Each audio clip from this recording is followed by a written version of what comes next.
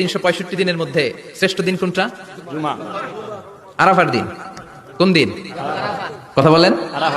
হজে যারা গিয়েছেন আরাফার দিন দেখেছেন না? ইজহার আর রেদা পরে আমরা লাব্বাইক আল্লাহুম্মা লাব্বাইক বলি। এটা সারা বছরের মধ্যে শ্রেষ্ঠ দিন। আল আরাফা আল হাজ্জু আরাফা। আরাফাটাই হজ। কেউ যদি আরাফার দিনে থাকতে পারে তার হজ হয়ে গেছে, আলহামদুলিল্লাহ। আলহামদুলিল্লাহ। আর হজে সব করেছে, আরাফা করে নাই, হজ হবে না। কথা বলেন, হজ হবে না। তার মানে বছরের শ্রেষ্ঠ দিন আরাফার দিন। এদিন আল্লাহ এত সংখ্যক বান্দাকে একসাথে ক্ষমার ঘোষণা দেন, বছরের কোন দিন এত মানুষকে ক্ষমা করেন না। সুবহানাল্লাহ। আবার শয়তান ওই দিনে এতটা লাঞ্ছিত বোধ করে, এতটা অপমান বোধ করে, বছরের কোন দিন শয়তান এত অপমানিত হয় না। এজন্য বিশ্বনবী বলেছেন খায়রুদ দুআ দুআ ও আরাফা, সব চাইতে শ্রেষ্ঠ দোয়া আরাফার দিনের দোয়া।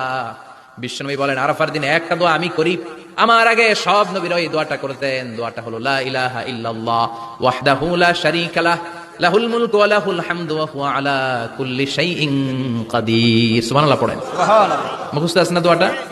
এটা পড়বেন। বিশ্বনবী আরাফার ময়দানে এই দোয়াটা করতেন। তাহলে বুঝা গেল বছরের সব দিন সমান না। সব দিন সমান না। বছরের সবচেয়ে শ্রেষ্ঠ দিন হচ্ছে আরাফার দিন। কোন দিন?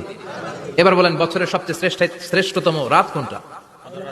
কদরের রাত। ইন্না আনজালনাহু ফি লাইলাতুল কদর। ইন্না আনজালনাহু ফি লাইলাতিল কদরি ওয়া মা আদরাকা মা লাইলাতুল কদর লাইলাতুল কদরি খায়রুম মিন আলফি শাহর।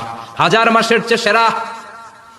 ওই রাতে ইবাদত করলে, হাজার মাস যাবত ইবাদত করলে যেই সওয়াব, ওই পরিমাণ সওয়াব আমলনামায় তুলে দিবে কে? আল্লাহ।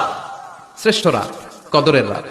এবার বলেন বছরের সবচাইতে শ্রেষ্ঠতম মাস কোনটা?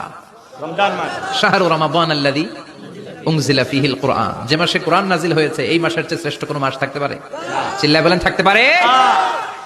তার মানে বছরের শ্রেষ্ঠ দিন আরাফার দিন, বছরের শ্রেষ্ঠ রাত কদরের রাত, বছরের শ্রেষ্ঠতম মাস রমজান মাস।